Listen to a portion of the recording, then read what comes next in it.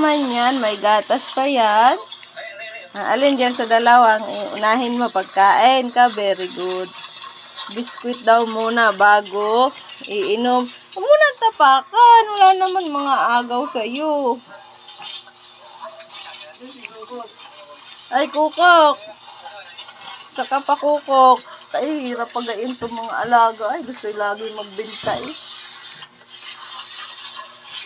Nangangagat yan si Bunay. Bagong gising yan.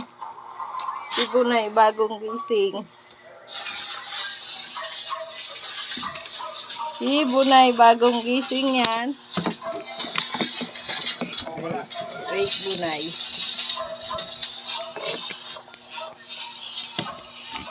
Ay, tanda din ni Bunay. Bunay!